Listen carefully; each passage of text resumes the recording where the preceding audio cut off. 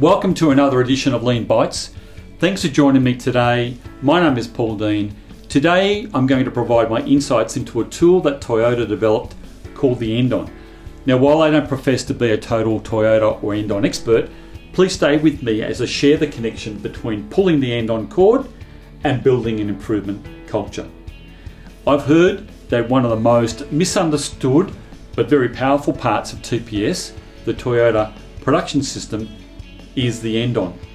And it's funny, when I explain the Andon principle, some of those that I'm teaching initially think of emergency brake cord like on a train, or some liken it to a ripcord on a parachute. But the Andon is not emergency brake or ripcord to stop the skydiver from crashing to the ground.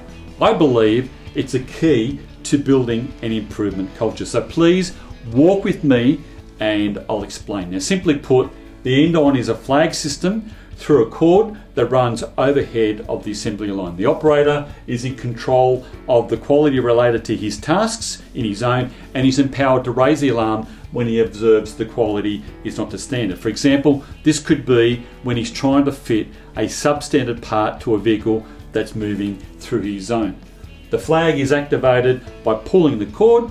This then runs a light the whole team can see, and the area leader immediately responds, attends the call, and typically says, "Hey, thanks for pulling the cord, and how can I help you?" It's the area leader who contains and solves the problem in conjunction with the operator in the allowable time frame, including finding root cause. The area leader has the authority to take the issue offline or stop the whole line. In fact, most of the time, pulling the Andon cord doesn't stop the whole line at all. The Andon system is one of the most powerful components of Toyota's core principle of respect for people. It not only puts the responsibility for quality into the hands of team members and area leaders through empowerment, but it builds an enormous amount of trust and respect into those that deserve it. And Toyota have woven into this principle a belief that people must feel psychologically and physically safe, and their concerns must be taken seriously. This creates an incredibly powerful system, joining highly engaged frontline team members and area leaders who are powerful problem solvers. Now, Toyota has always had a very different approach compared to many manufacturers, as they think so highly of their frontline team members that they give them this responsibility. Everything on the production floor is geared to creating problem solvers in the safest of environments. And it's pretty clear that stopping to fix a problem when and where it occurs has a dramatic difference to cost rather than fixing it further on down the line. The Andon system is really only as good as the system behind it.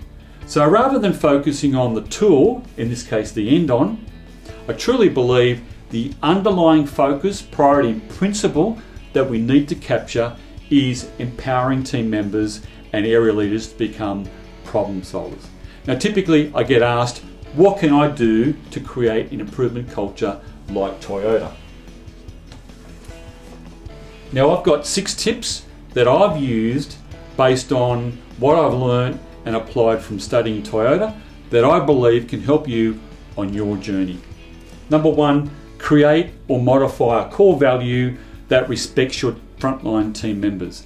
Within an environment where team members won't fear about having their concerns taken seriously. This is one of Toyota's founding principles.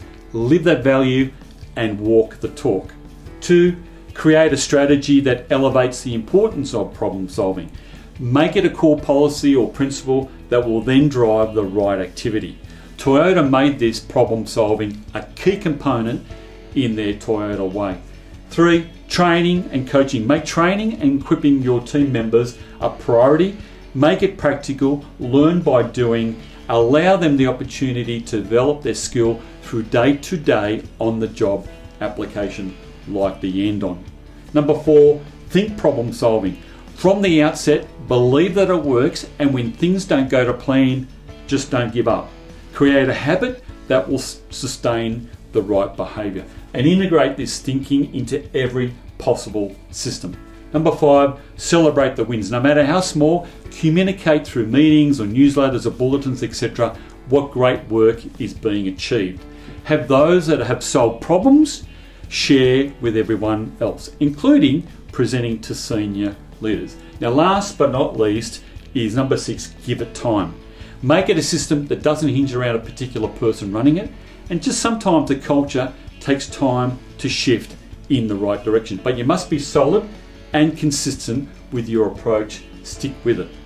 I hope this quick insight has been very helpful, and before I go, I'd like to share with you a powerful quote from a Toyota area leader.